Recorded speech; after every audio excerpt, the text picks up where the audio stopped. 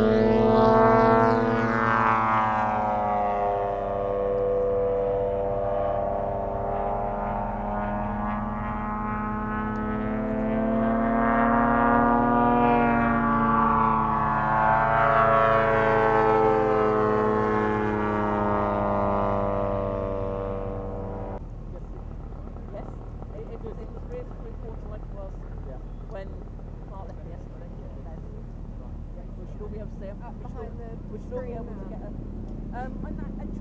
in that front mark 10. Oh, okay, yeah. Yeah. No way. We should all be able to get a picture. Fantastic. TJ has now regained his airspeed and achieved 1,300 feet at the top of a half horizontal 8.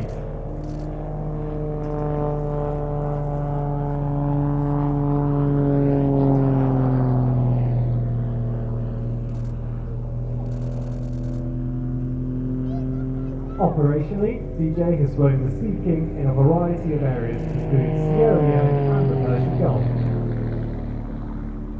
He also spent 3 years flying search and rescue missions off the Cornish coast.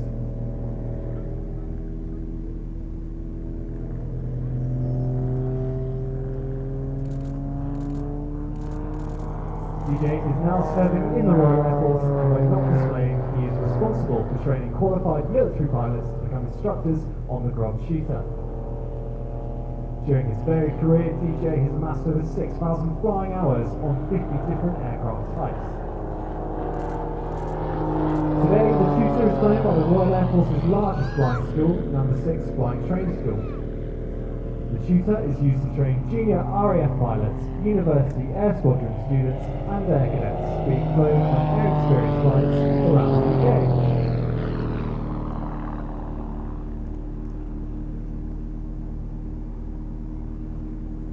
Displaying the Tutor requires the pilot to be meticulous with his energy management. DJ now uses a wing over to regain as much energy as possible before he sets up to perform his next manoeuvre. The Grob 11 Tutor is operated in partnership with Falcons International Group. It is constructed of carbon composite material and has 180 horsepower electric engine. DJ now pulls up into the vertical for another slaughter. Alongside Babcock, the Tutor Display team is also supported by the Royal Air Force Benevolent Fund. The fund is there to support RAF personnel, air cadets and veterans whenever they're in need. We're proud to raise awareness and donations for a charity that gives so much to the whole of the RAF family.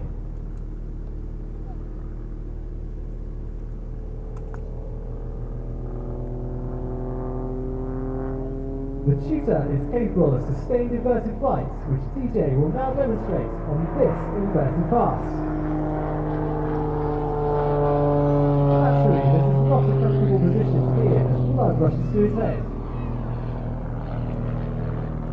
When it comes to air experience flying, there are 12 flights serving 1,000 Air Cadet squadrons nationwide. You can join the Air Cadets if you are between 12 and 17 years old. For those of you that are older, there are 15 university air squadrons across the UK, all linked to nearby universities. Students on the university air squadrons are taught to fly the Tutor by highly experienced military flying instructors.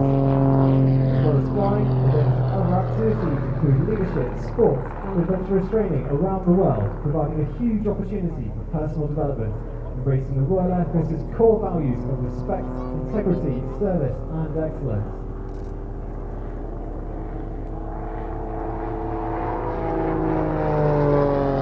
I'd like to take this moment to say a big thank you to the RAF Benevolent Fund and Babcock for their generous support this season, providing the aircraft and much of the merchandise we're giving out at our stand today and throughout the season.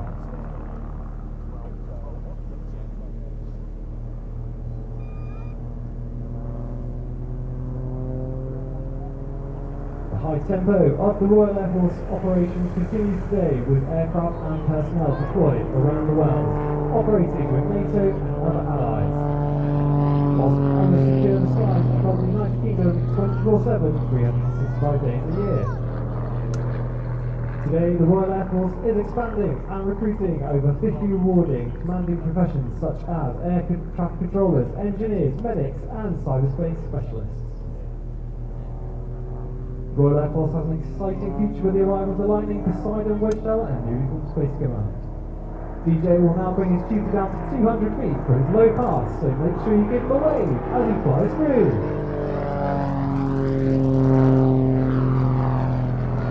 Ladies and gentlemen, boys and girls, the 2022 Royal Air Force Tutor Display. So this afternoon, the team leader is David Hall, flying in the aircraft's registration ending MZ. That's Mike. Mike is captain's log, who is the most accurate flower bomber, balloon burster, and the best limbo bouncer. So you can see the limbo poles being taken out now just in front of us. Alan Fuller is in charge of the grounds team, and Steve Jenkinson and Adam Parnell are the brave guys who are going to be holding the poles during the limbo bouncing. But yes, because of course going into battle in a big formation like this, it's only the leader who's scouring the skies for the enemy, because the wingmen are just making sure that they've got their eyes fixed on the leader to stay in formation. So not sufficient just looking for them pioneered by the Luftwaffe. It takes quite a lot to do this.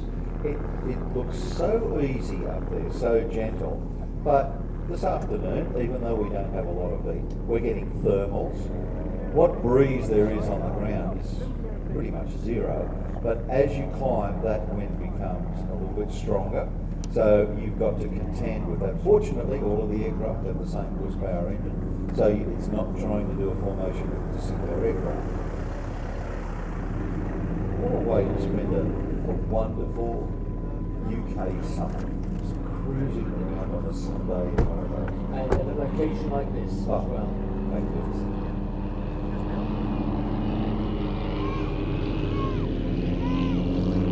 Now what we need you to do, when they come in to do their flower bombing and their balloon bursting, we need you to shout and wave your arms in the air for your favourite aeroplane. We're going to be keeping count.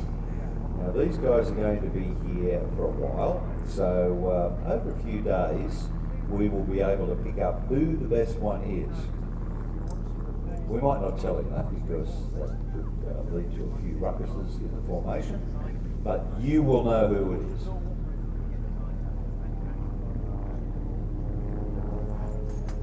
just very gentle into line astern.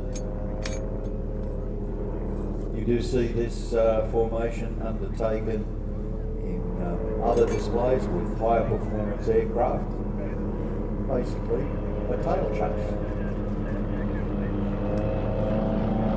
And the following aircraft are behind, but also slightly below the leading aircraft. That's to keep them out of the top wash of the aircraft in front.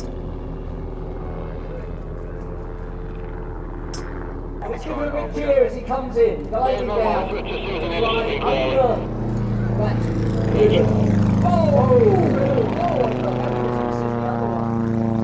And let's cheer for the red one. Ability. Now look at this again, coming down. Look how big that aeroplane is.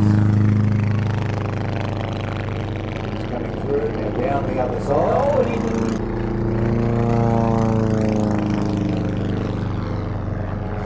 Those of you who are backing the yellow one with the red stripe, you're 1 point down at the moment, I'm afraid.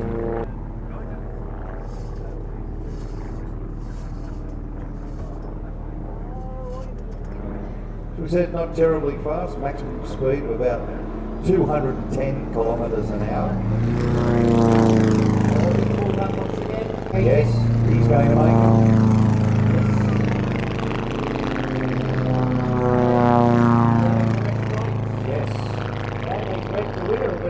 Seeing as both the yellow aircraft missed one of their passes.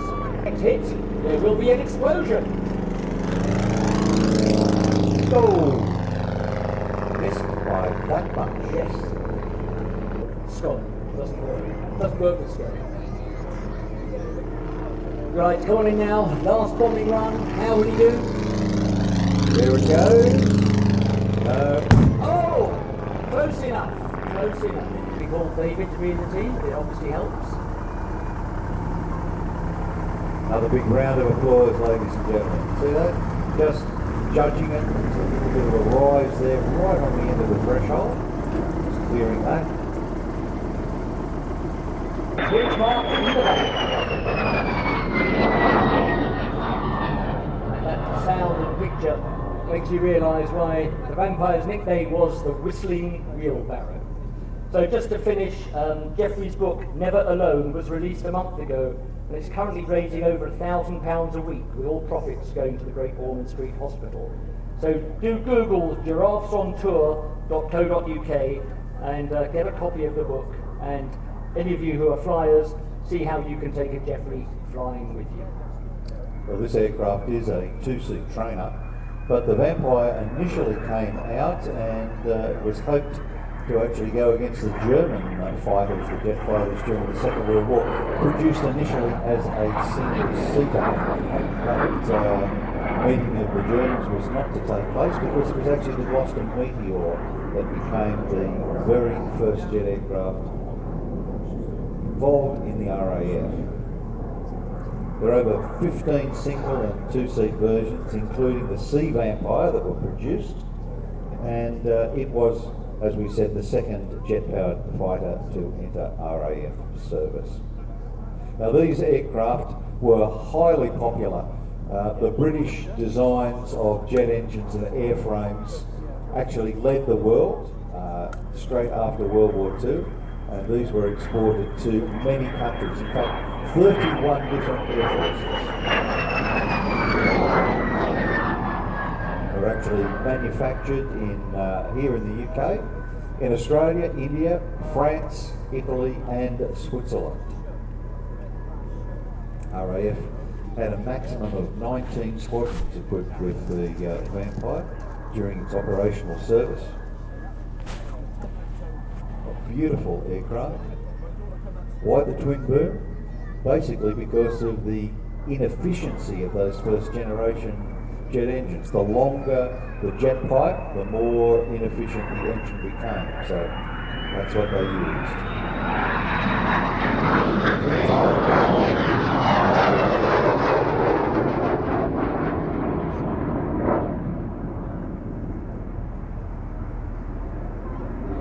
It was initially developed into an interim two-seat night fighter. And the armament that could be fitted was either 2 or 4 20mm Hispano cannons, 4 air-to-ground rockets with a 60-pound warhead, or 2,000 pounds of bombs under the wings on these hardpoints.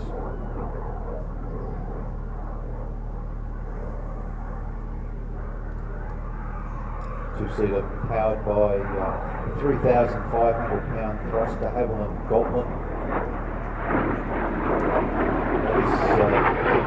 This engine is not like a standard jet engine that you see in a normal aircraft. This is actually a centrifugal flow jet engine, whereas the jet fighters that were developed by the Germans used axial flow. In the front, it went into the middle of that disc, and because the disc was rotating, it was thrown to the outside, and these scimitar type shapes actually compressed the air towards the tip of that wheel. Then it went off and did exactly the same thing through the burner cans and ignited, and then the hot jet efflux up the back end.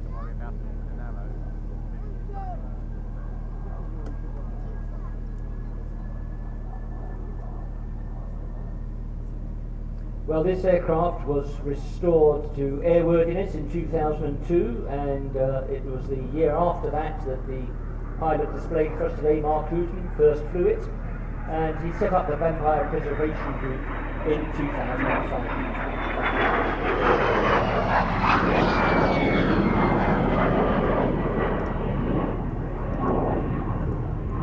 Incredible to think that the Vampire was the first jet to cross the Atlantic Ocean. Now that would have been scary. Yes, and I think the first jet to land on a carrier as well, flown by Eric Winkle-Brown. With no undercarriage. Oh really? Oh, it was just a one time. Okay. I didn't know that bit. Flop onto a big rubber deck. Yes, right. Excellent.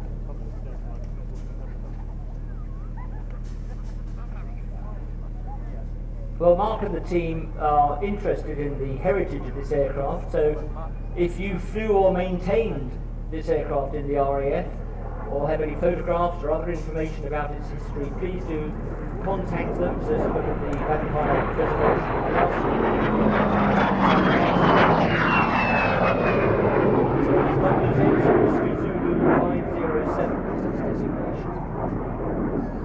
So what did you say was known as here? The whistling wheelbarrow. Whistling because of the sound the engine makes, and wheelbarrow because of those twin wheels. Yeah.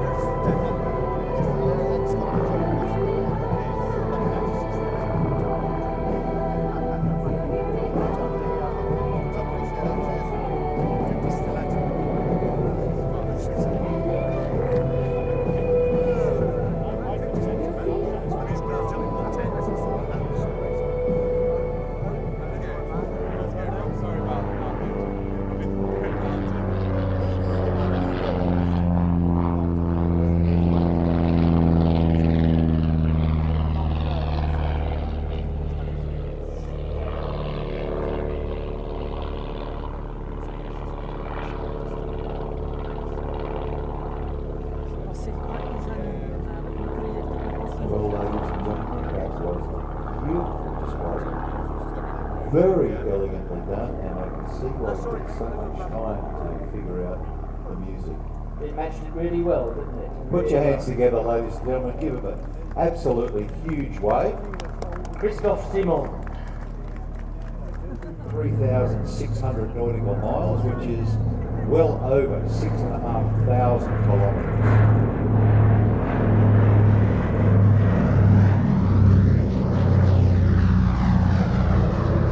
Very familiar sound of the brakes there. It was known as the PBY, or the Catalina 1 to 6. PB2B2, depending upon who manufactured. The Nomad, if it was the Naval Aircraft Factory. The US Army actually operated some of these, and they called it the OA-10. The Canadians called it the Canso. And this aircraft was actually originally ordered for the Royal Canadian Air Force as a Canso A amphibian, so equivalent to the Vickers, Cartierville, Quebec.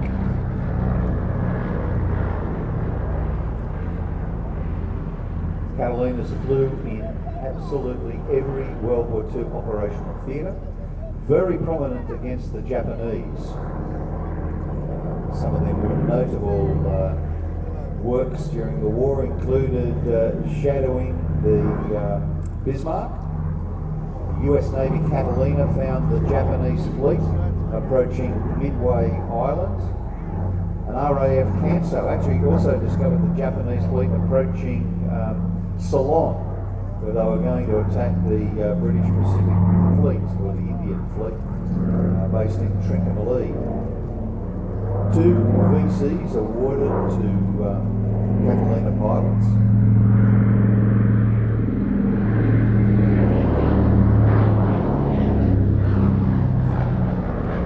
Shank in 1944 sank the U-347, and believe it or not, he was wounded 72 times in that attack. He survived and he passed out during the flight on the way back, but then managed to be revived and land the aircraft safely, therefore saving all of his crew. Flight Lieutenant David Hornwell, Royal Canadian Air Force, attacked the U-1225, and his VC was awarded posthumously. They sank over 40 U-boats during World War II. You can see the wingtip floats have now been extended. In this configuration that the aircraft takes off.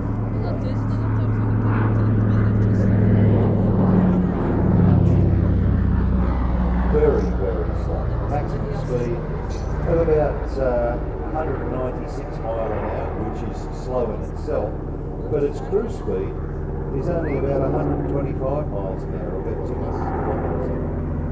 So it doesn't go anywhere in a hurry, but what it does is has enormous endurance. And during World War II, flights from Perth in Western Australia were undertaken to bring vital papers to send back through to London. So they flew from Perth to Ceylon, and during that flight, the guys that did it were awarded the Order of the Double Sunrise because of up to 32 hours in the air.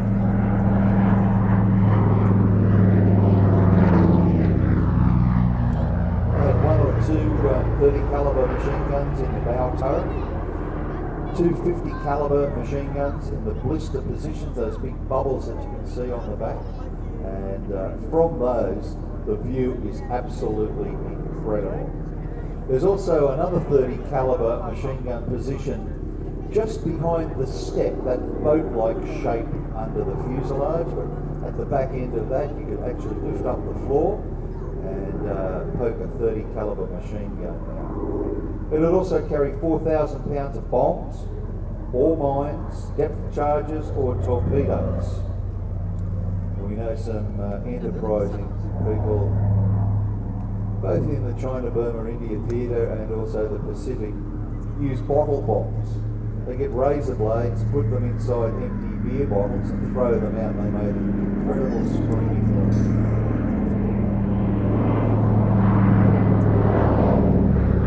You see, this is an amphibian aircraft. Gear is down. On a lot of the aircraft that were operated in the Pacific, when they were ordered as amphibians, it was found that they needed greater range. So what they did is they just pulled the undercarriage out, that huge well on either side of the fuselage, they covered it over and turned it into massive fuel tanks.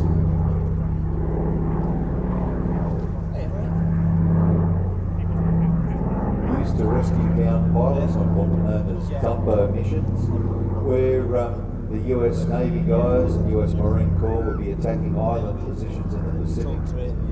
The Catalinas were sent out to loiter near the islands in case there was an aircraft that was down, and they would then go in and try to rescue them, often under heavy fire. It was actually US Navy Catalina that rescued 56 survivors from the USS Indianapolis that had been sunk after delivering the first payload.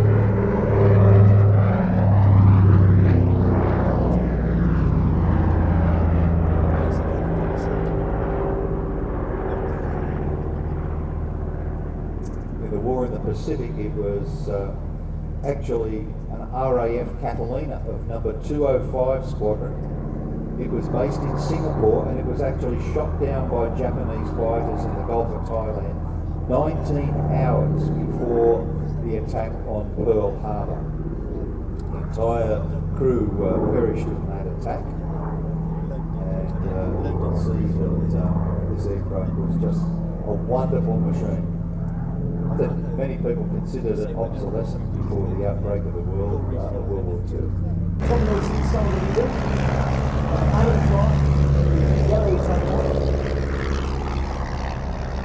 Finally, we've got Ricky Aerobatic, who's flown all the way over from Australia by passenger jet, I hasten to add, in order to fly and display for you this weekend. And then finally, it's Paul Ravel in his second season with the team. Well, the team will be arranging themselves now into 3 VICs, and was the formation used to attack undefended bombers. Now, unfortunately, the bombers often were not undefended, so this proved to be a very useless now dating tactic, and was very quickly dropped in favour of the weaker Midlands and the Twilight.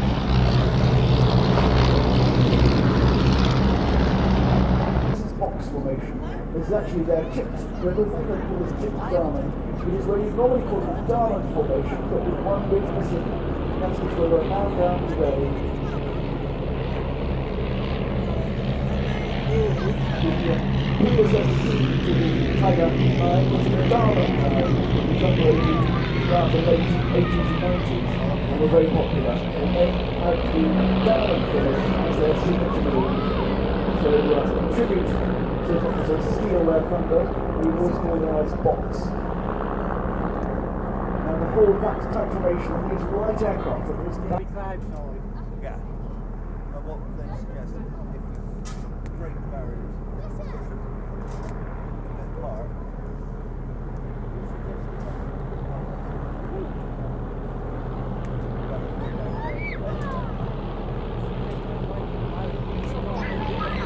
beautiful formation. Well done, guys. And I'll use some different colours on these. Now, originally these were military trainers, so they would be entirely in camouflage, with yellow on the underside. Breaking now.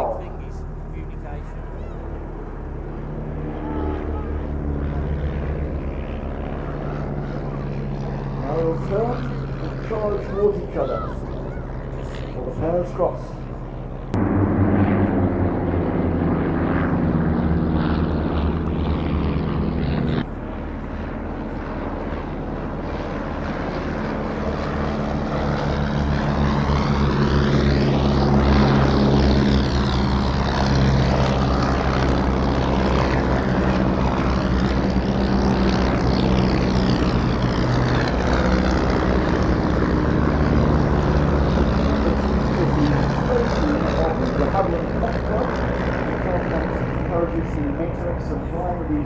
various vintage machines. And it's followed closely by David's sister, the former Lightning pilot, a man who runs an oyster farm up in Scotland, currently living in North Yorkshire, a man who flew solo. I'm going to have to wait a long time for him now.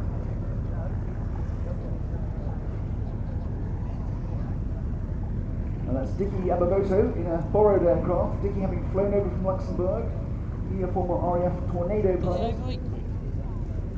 Nice short landing he managed there, beautiful speed control.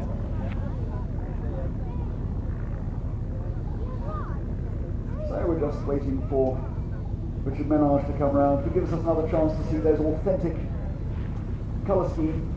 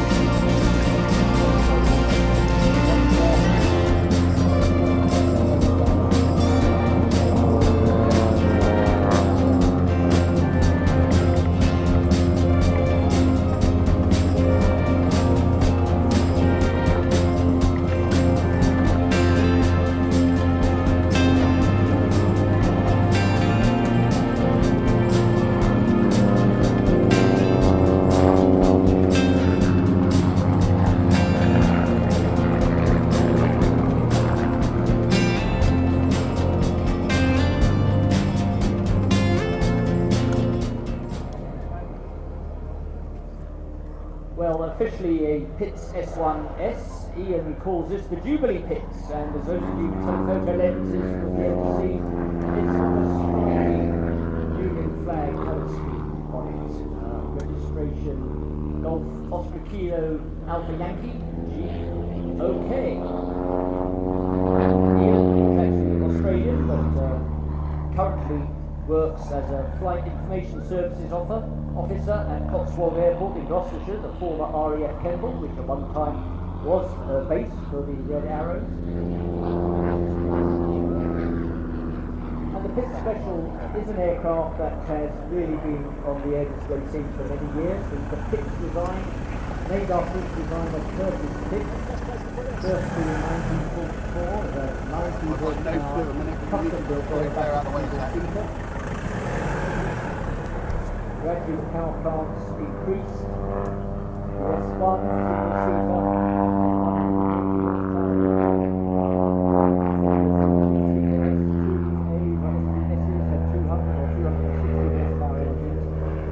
and it was actually 1974 that it really made its mark on the World Aerobatic scene when the men's, women's and team championships all went to We actually ordered as a Mark 8 that would have been fitted with the Merlin. Built as a Mark 9.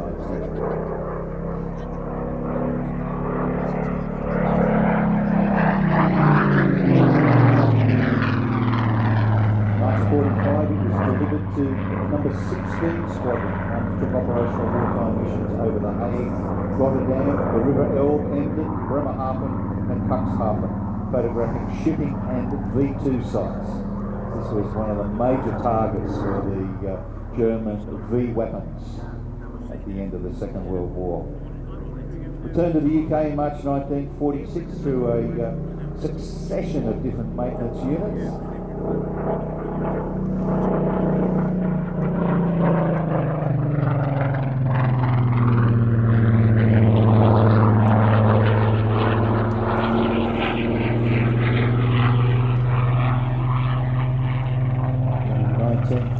It went to what was called the temperature and humidity flight at RAF Woodward, Lancashire. It was basically, that squadron was operated by Short Brothers in Ireland. June 57, 9th of June, an anniversary coming up soon. It actually performed the last RAF Spitfire flight with the temperature and humidity flight, immediately upon which it was transferred to the very nascent historic aircraft flight, the precursor to the Battle of Britain Memorial flight.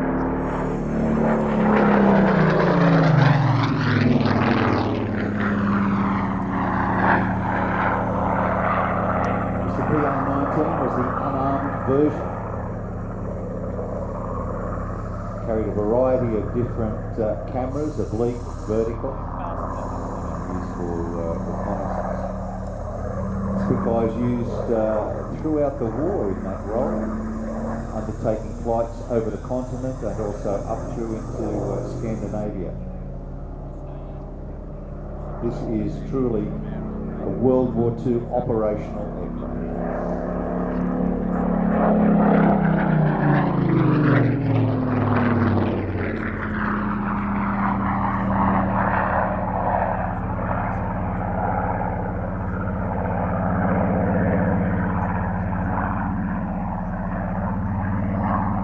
Interestingly enough, 1963, this aircraft was actually flown by the officer commanding Fighting Development Squadron, Wing Commander John Nichols, in air combat trials with the English Electric Lightning supersonic jet fighter.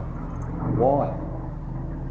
Indonesian confrontation was taking place at that time, and the RAF was based down in Singapore and Malaya.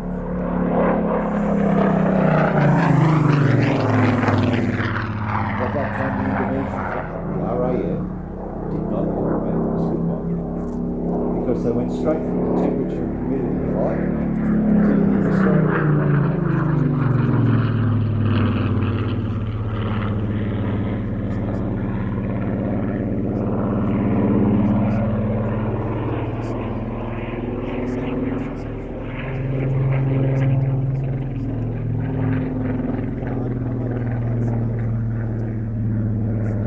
flown today by Chris Hadlow.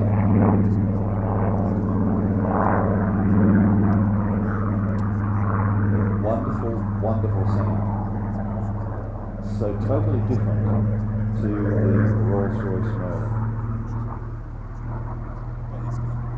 Something I've never been able to understand, why the Merlin are different, rotating opposite directions, but by the same time. Just to keep pilots on their toes, I think.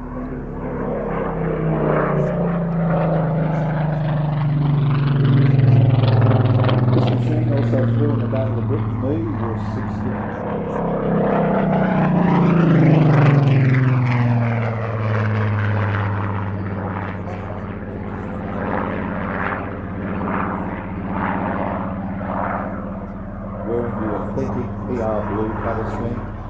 markings in which it operated at the very end of the Second World War.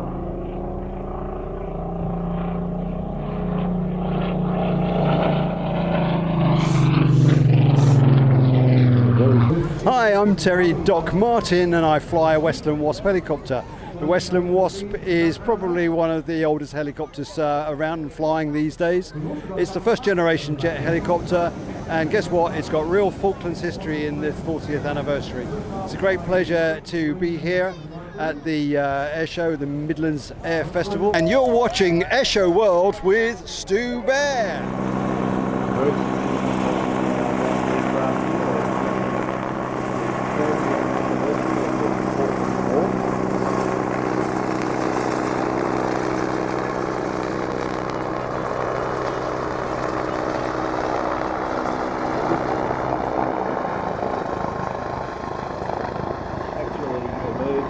Program for a light helicopter, and that program is both the Wasp and the Scout. They were based on a previous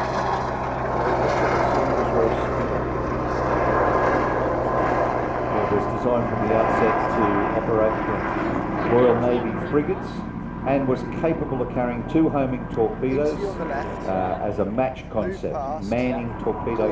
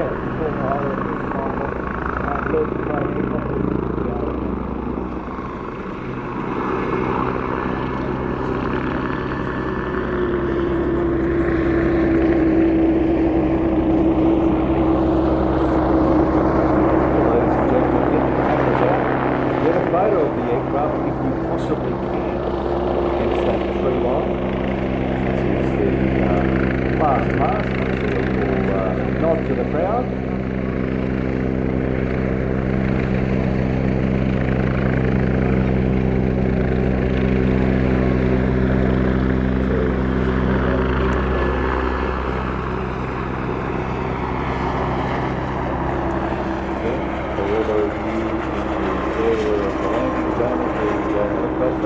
Please hold on to everything that you've got.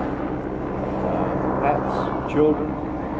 I'm Flying Officer Victoria Sweeting on behalf of the Royal Air Force Parachute Display Team, the Falcons, and you're watching Air Show World with Stu Bear.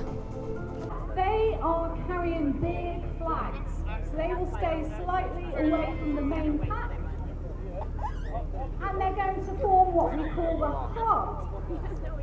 So this is where you get your cameras ready, because this should make a lovely, lovely picture. Round of applause for that amazing heart they've just formed. Lots of love in the air today. So they're now turning into what we call the split. So remember and they've turned into the carousel. The carousel was their famous formation last year. It was brand new in last year's 60th anniversary. And we brought it back this year because it makes such an amazing spectacle.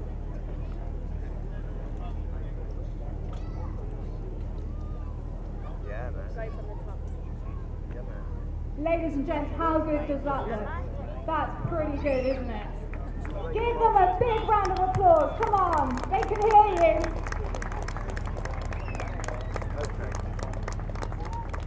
So they'll move back to what we call the sabre chase, which is what they did at the very start. And this will help them form their landing patterns. They will always land into wind. This will help slow them down. The Midlands Air Festival. And now you can see the two at the back. They will land facing the way they jumped out. Like a fool, I was doing things in. So let's start putting our hands together, please. Team coach, Flight Sergeant James Bruce is at the front of the pack. James was mentioned in the Queen's Commendation list today. So let's give him an extra big round of applause, please.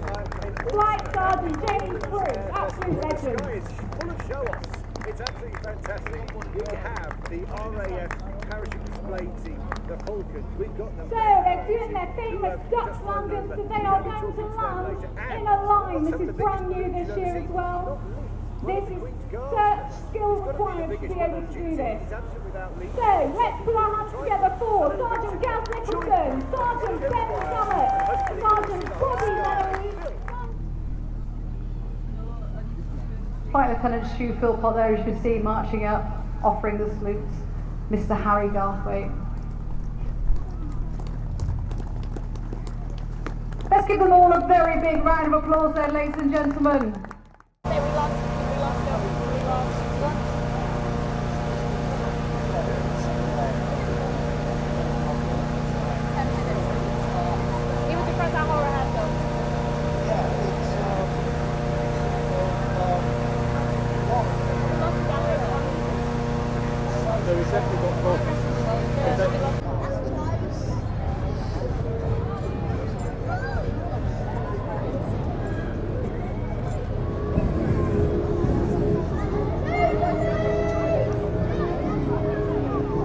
By a powered paraglider, if you have the desire to get your feet off the ground. So there's our funny bunny. This is the Rabbit's balloon team. Going to get his nose inflated, get his ears standing up. Really is coming down quickly. But you see him screaming out of the sky now. Got his eye on.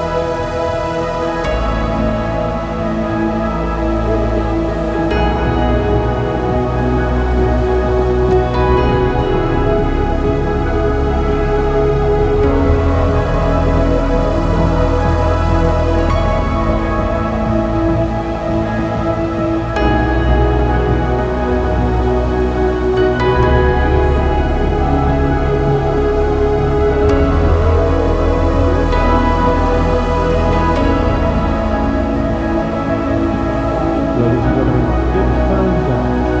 Roll your phones out. Put the lights on. Wave your phones, everybody. I can see you up there. Give them a round of applause. Give them a wave. Get the phones out. Look at that. Fantastic. Everybody, get your phones out.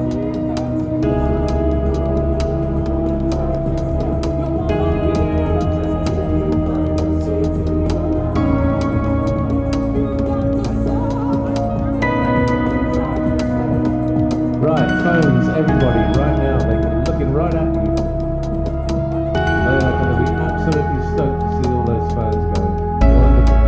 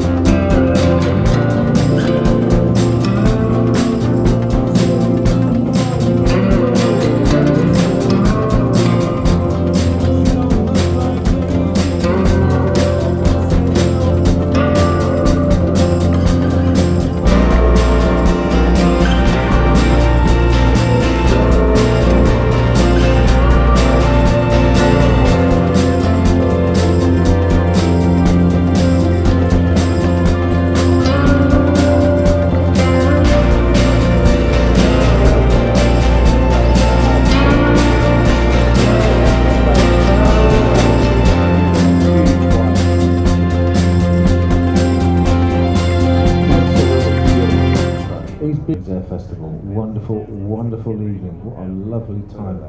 Thousands and thousands of LED lights on that aircraft. Get your phones out, they can see you now. Wonderful. I'm Brendan O'Brien. I'm flying Otto the helicopter here at the Midlands Air Show 2022, and I'm going to be doing the Twilight Pyro show. We've got about 1,000 shots on this helicopter, which is more pyros than any other flying machine in the world has at the moment, and I believe ever has had. And you are watching Air Show World with Stu Bear.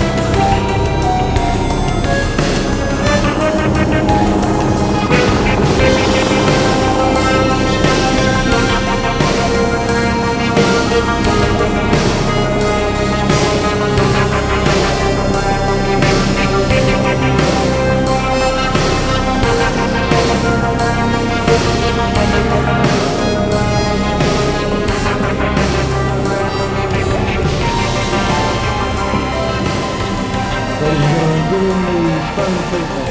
He's looking at you now. He's looking at the window. Give him the phone treatment. Wave those phones at that Brandon. Show him you love him. Give him some love. He loves all that.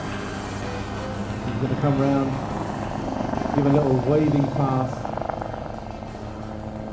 Fantastic. And there he comes. Brendan O'Brien, Captain Boogaloo, the little cues. Otto, the little helicopter. Fantastic.